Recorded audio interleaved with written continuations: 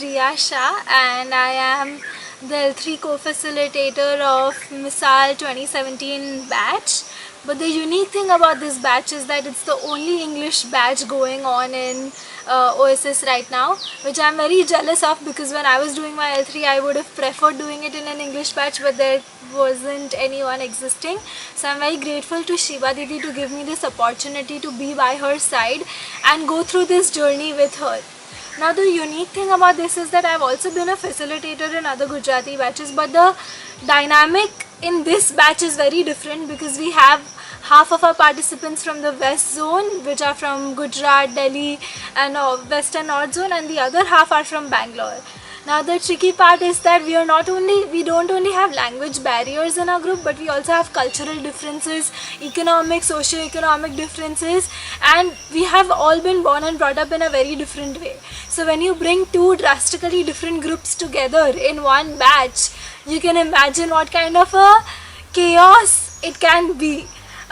So right now we just finished our year 2 of love. So what my observation has been like is that up until now it was a very pseudo community where people used to come and talk and meet only during the workshop days, be very nice to each other, like, oh, we are all together, let's try and talk to everyone.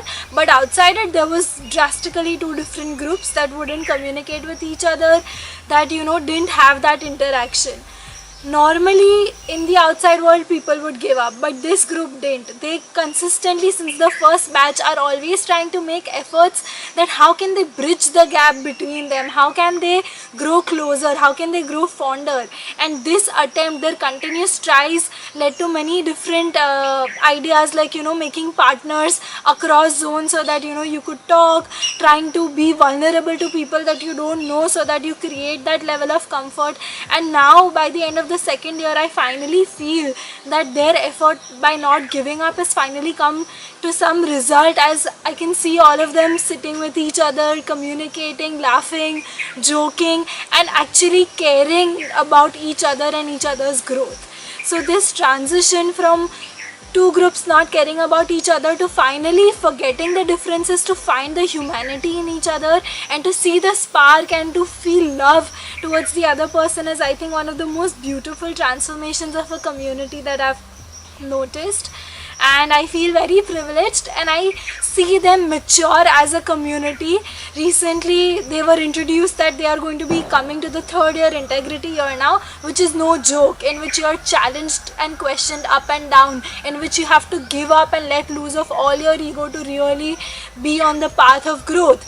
And they were given an open chance to just leave right now if they wanted to, but the interesting thing was that the few of them actually came and told me that it is difficult for us to leave rather than going through this growth journey. So their willingness and maturity to take such legitimate pain to really stay true to themselves and their vision is, I think, what I'm most impressed by.